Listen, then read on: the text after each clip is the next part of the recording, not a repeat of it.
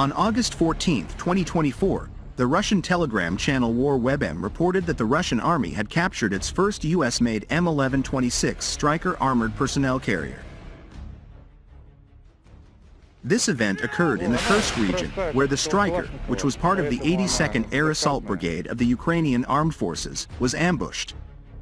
The incident resulted in the capture of the vehicle and the death of its crew. The captured vehicle was subsequently displayed flying the flag of Russia's 810th Independent Marine Infantry Brigade.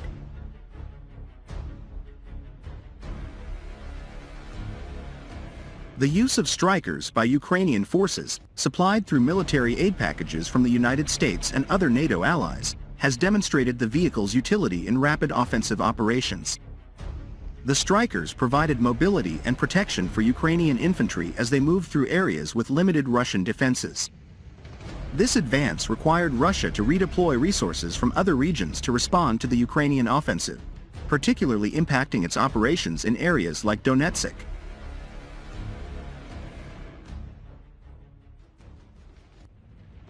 Whether or not a Stryker was actually taken down by a Russian Lancet drone remains a subject of conjecture. However, assuming that it indeed was the Lancet, it's important to consider recent updates pertinent to this Russian drone.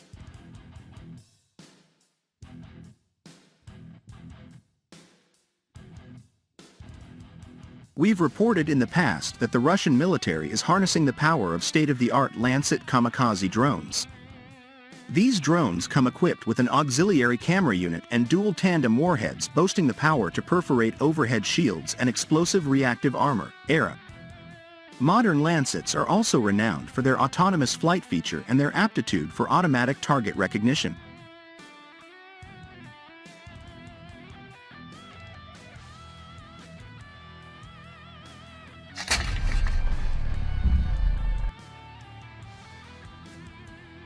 Characterized by a tubular primary body and an exclusive wing root, this progressive variant has surely not slipped through unnoticed. Ukraine's armed forces have duly recognized its substantial potential threat, thereby sparking conversations about potential technical and tactical solutions aimed at curbing its impact when the drone is in hover phase.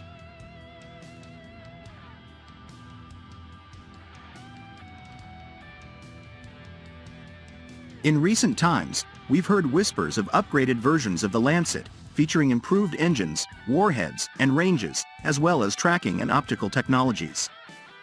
However, please note that not every enhancement is integrated into a single model.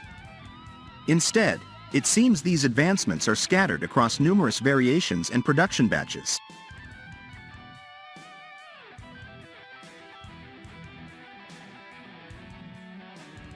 A new version of the Lancet has surfaced on the battlefield, fitted with litter systems.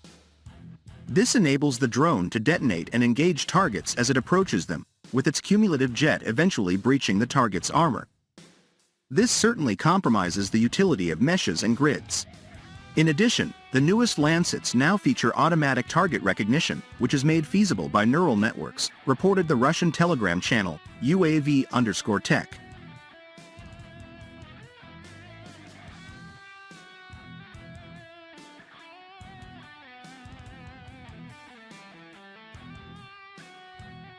Stryker is a family of 8-wheel drive combat vehicles built for the U.S. Army by General Dynamics Land Systems, GDLS, Canada and the General Dynamics Land Systems Division, U.S.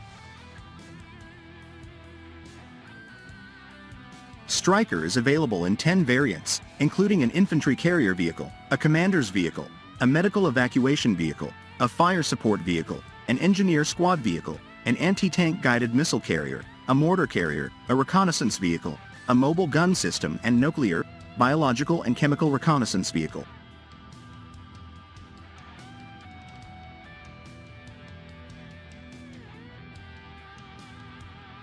The vehicle is based on the GDLS Canada LAV-3 8x8 light armored vehicle, in service since early 2001. The LAV-3 itself is a version of the Piranha 3 built by Mawig of Switzerland, now part of GDLS, Europe. The 8-wheeled Stryker armored combat vehicle is the first new military vehicle to enter service in the U.S. Army since the Abrams tank in the 1980s.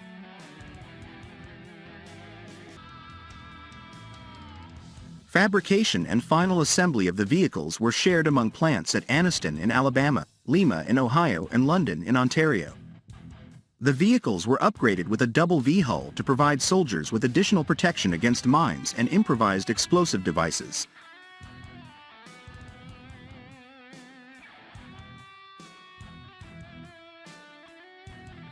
The Stryker Brigade Combat Team combines the capacity for rapid deployment with survivability and tactical mobility.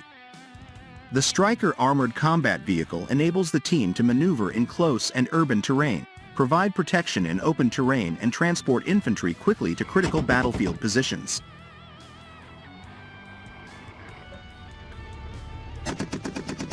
Deliveries of Stryker infantry carriers began in April 2002.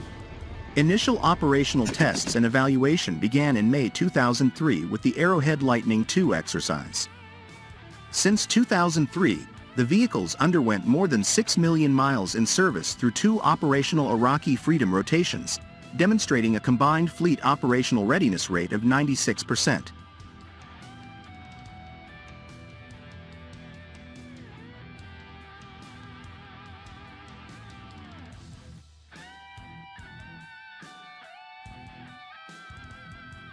In March 2005, Bay Systems Land and Armaments, formerly United Defense, won a contract to supply 289 reactive armor kits for the Stryker.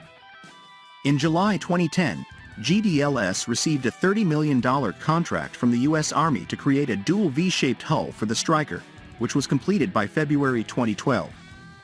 In December 2010, GDLS secured a $9.6 million contract to provide 350 Strykers with electronic video display kits and a separate $9.9 million contract for the procurement and installation of Stryker shields.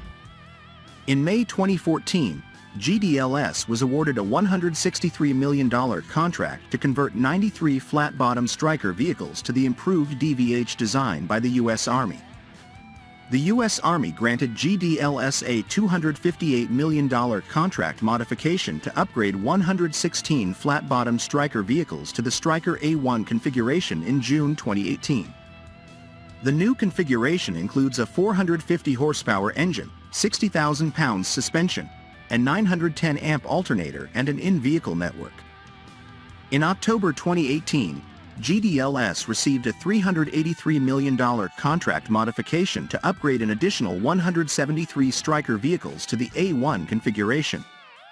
The U.S. Army is also modifying the Stryker vehicles with sensors and weapons to meet the requirements of an Interim Maneuver Short-Range Air Defense (IM SHORAD).